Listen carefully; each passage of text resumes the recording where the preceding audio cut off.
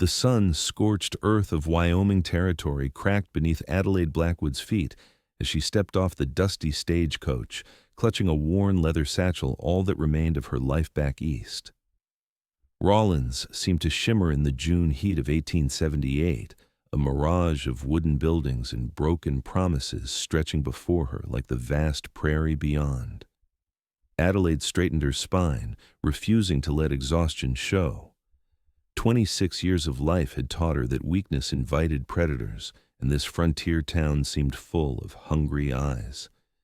She'd come to Wyoming because there was nowhere else to go after the letter arrived.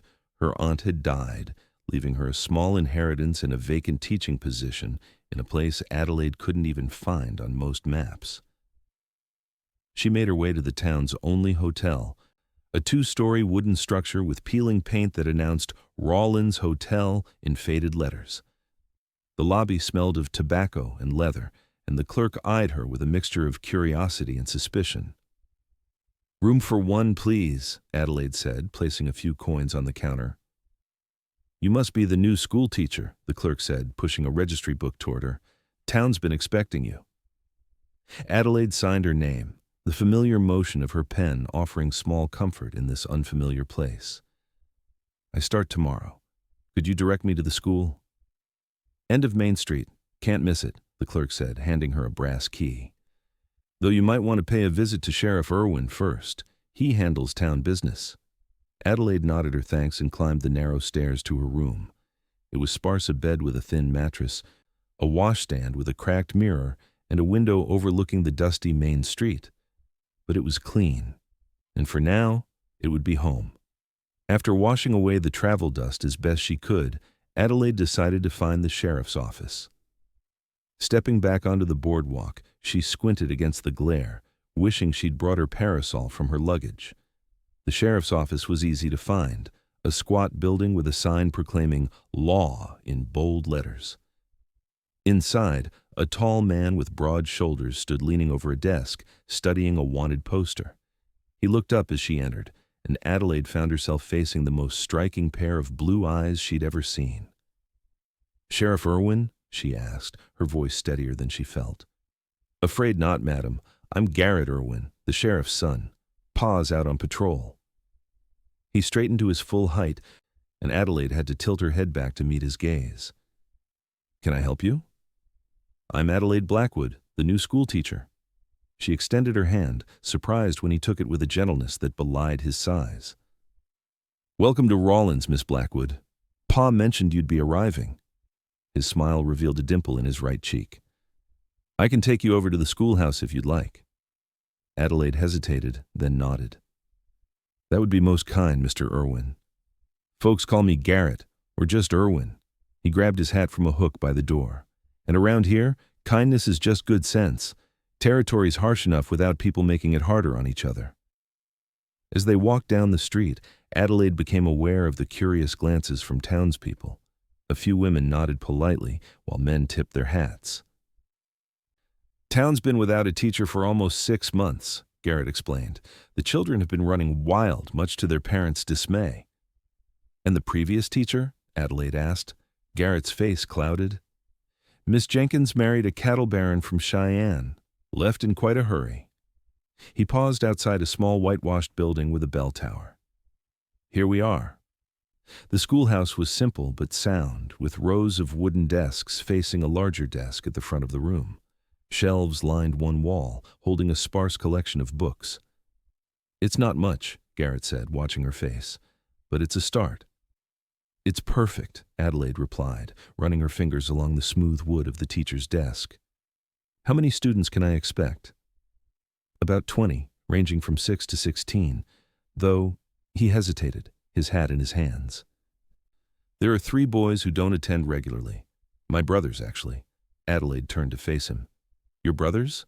Garrett nodded, a shadow crossing his face. "My pa remarried after my ma died. His new wife brought my half-brothers, twins Joshua and Caleb, 8 years old. Then they had Henry together. He's 6 now. But she died in childbirth. The boys, they've had a hard time since then." "I'm so sorry," Adelaide said softly. "Pa does his best, but Being sheriff doesn't leave much time for raising boys, and I've got the ranch to run." He placed his hat back on his head. "Anyway, school starts at 8 sharp. Good luck, Miss Blackwood." Adelaide watched him go, struck by the weight he seemed to carry on his broad shoulders. She turned back to the empty classroom, already imagining it filled with children's voices, and felt a flicker of hope for the first time since stepping off the stagecoach. The next morning, Adelaide arrived at the schoolhouse early, her heart pounding with anticipation. She arranged books, checked her lesson plans, and rang the bell at precisely 8 o'clock. Children began filing in, some eager, others reluctant, all curious about the new teacher from back east. By 1:15, the room was filled with students of varying ages, except for 3 empty seats in the back row.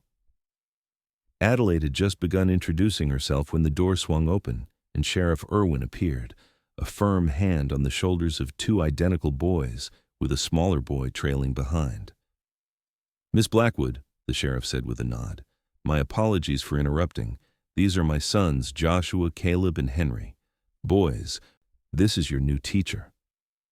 The twins scowled identically, their auburn hair and freckles giving them an appearance of mischief, even in stillness. Little Henry, a miniature version of his father and older half-brother, stared at the floor, his lower lip trembling. "Welcome, boys," Adelaide said warmly. "Please take your seats. We were just about to begin our day with a story." The sheriff nudged them forward before tipping his hat to Adelaide. "Much obliged, madam. Garrett speaks highly of you." After he left, Adelaide continued with her lessons, watching the Irwin boys from the corner of her eye. The twins whispered constantly, while Henry sat silent, his pencil untouched on his desk. By lunchtime, Adelaide had learned which students were eager learners and which would require more attention, and the Irwin boys definitely fell into the latter category. "Lunchtime, everyone," she announced. "You may eat in the schoolyard." The children scattered, pulling out lunch pails and rushing outdoors. Only the Irwin boys remained seated, no food in sight. "Did you forget your lunch?" Adelaide asked gently. "Ain't hungry," Joshua, or was it Caleb, muttered. "Garrett packed us food," the other twin said, "but we don't want it." Little Henry remained silent, but his stomach growled loudly in the quiet classroom. Adelaide made a quick decision. "Well, I have more than enough. Would you join me outside? I'd appreciate the company." The boys exchanged glances but followed her reluctantly to the shade of a large cottonwood tree. Adelaide spread her checkered napkin and laid out her simple lunch bread, cheese, and dried apple slices. "My aunt used to tell me stories during lunch," she said conversationally, breaking her bread into portions. "Said food tastes better with a good tale." Henry looked up, his interest piqued despite himself. "What kind of stories?" "All kinds. Would you like to hear one?" Adelaide offered a piece of bread to him, which he took after a moment's hesitation. "Is it about princesses and fairies?" one of the twins asked scornfully. Adelaide smiled. "Not at all. This is a story about a brave boy who outwitted a grizzly bear." She handed each twin a piece of cheese. "It happened right here in Wyoming Territory, not 10 years ago." As Adelaide spun her tale, embellishing freely with dramatic gestures and sound effects, she watched the boys gradually lean forward, their food forgotten in their hands. By the time she reached the climax of her story, the boy tricking the bear into falling into a ravine they were unconsciously eating, their eyes wide with excitement. "And to this day," Adelaide finished, "they say you can still hear that bear roaring in the mountains, looking for the clever boy who bested him." "That can't be true," one twin said, though his voice held a hint of uncertainty. "Perhaps not exactly as I told it," Adelaide admitted with a wink, "but the best stories always have a grain of truth, don't they?" For the first time, she saw Henry smile, a small, fleeting thing, but unmistakable. The lunch bell rang, calling them back to lessons, but as they gathered their things, Adelaide noticed the boys had eaten every crumb she'd shared. That afternoon, as the children filed out at the end of the day, Adelaide was surprised to find Garrett Irwin waiting outside the schoolhouse. "Mr. Irwin," she greeted him, "have you come for your brothers?" "Please, just Garrett," he reminded her, And yes, though I heard they actually stayed the whole day, which is something of a miracle. Adelaide smiled. They're bright boys. They just need time to adjust. Garrett studied her face. Pa says you got Henry to smile. He hasn't done that since? He trailed off, then cleared his throat. Would you allow me to walk you back to town, Miss Blackwood? Adelaide, she corrected him. And yes, that would be lovely. As they walked, the three boys running ahead, Garrett told her about his ranch outside of town. It's not much yet, 60 acres and a small herd, but it's mine. I'm building it for the boys, really. So they'll have something solid when they're grown. Adelaide listened, struck by his dedication to his half-brothers. You're very good to them. Garrett shrugged, embarrassed. They're family. What else would I do? They reached the hotel too quickly, and Adelaide found herself reluctant to say goodbye. Thank you for the escort, Garrett. He tipped his hat. My pleasure, Adelaide. Perhaps... He hesitated, then seemed to gather his courage. Perhaps you'd join us for Sunday dinner, after church? Adelaide felt warmth spread through her chest. I'd like that very much.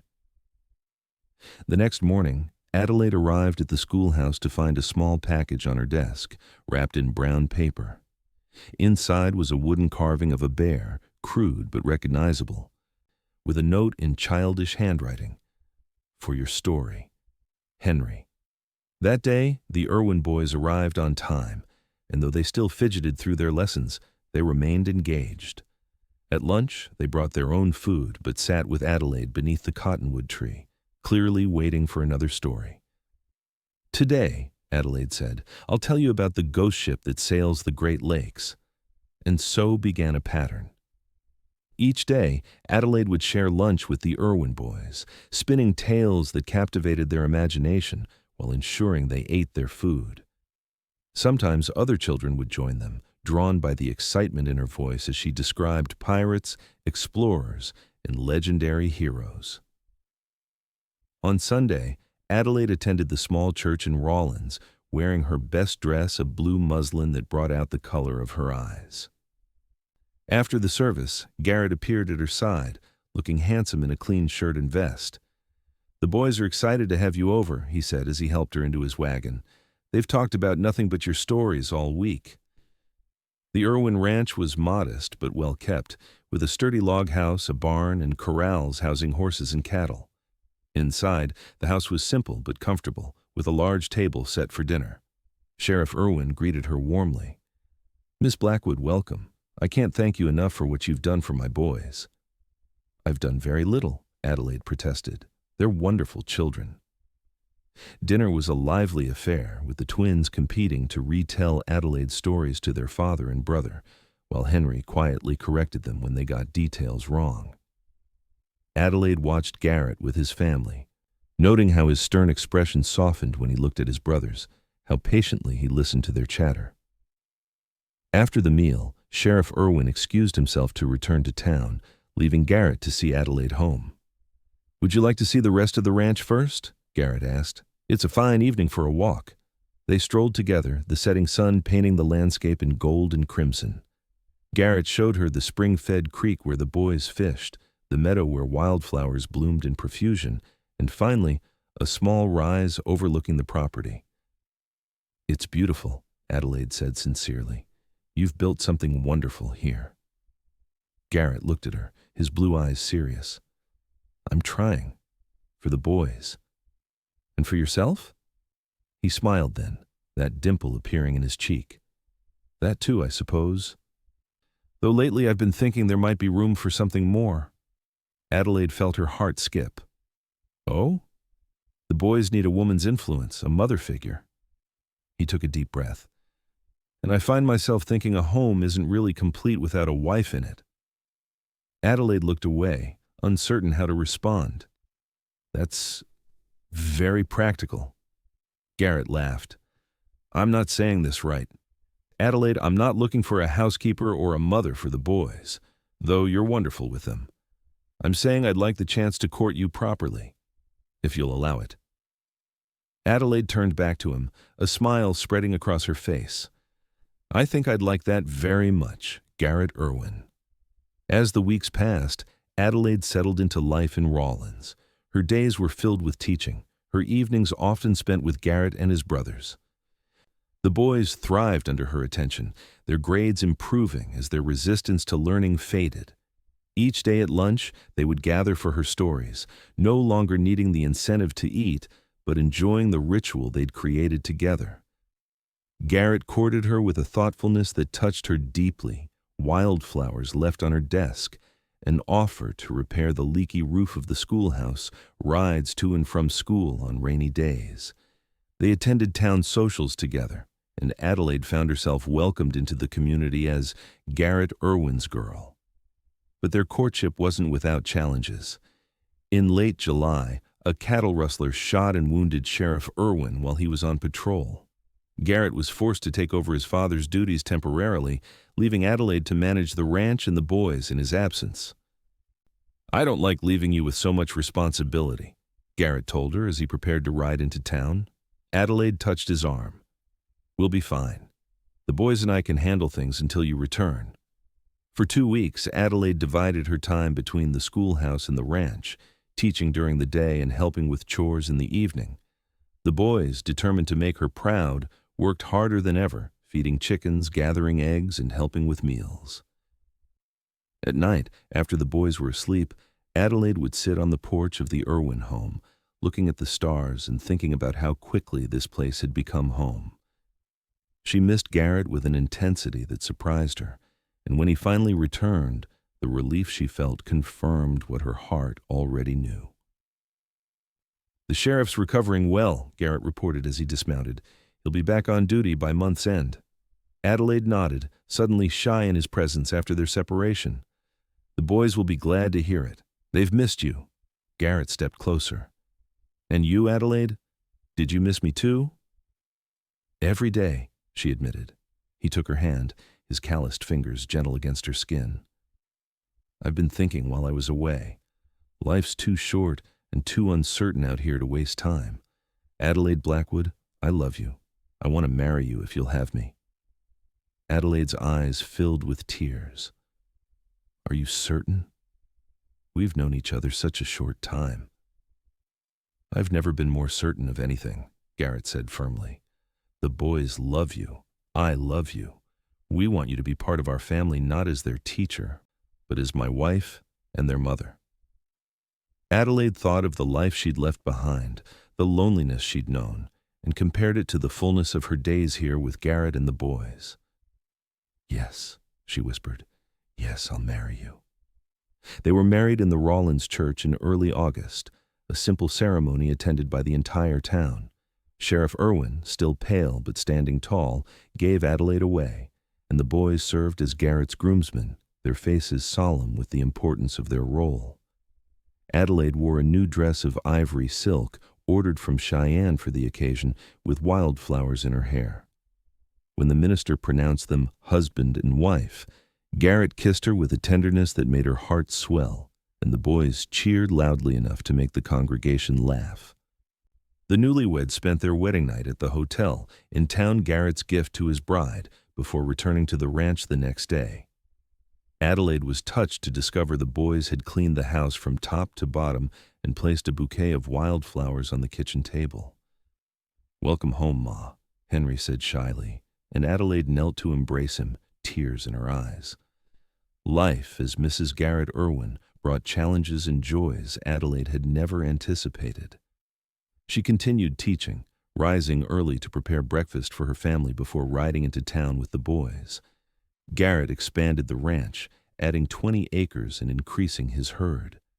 Sheriff Irwin, fully recovered by autumn, became a frequent visitor, delighting in his grandchildren's growing confidence and happiness. The twins, once troublemakers, became leaders at school, organizing games and helping younger children.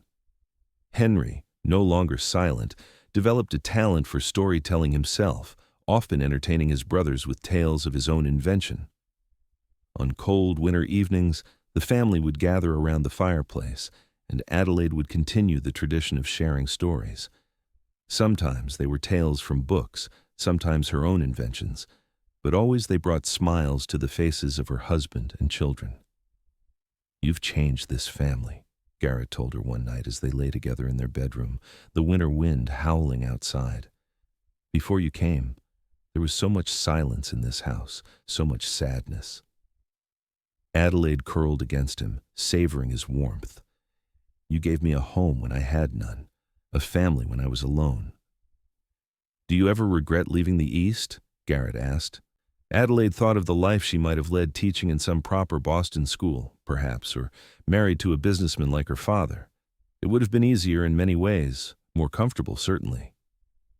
Never, she said truthfully. Not for a moment.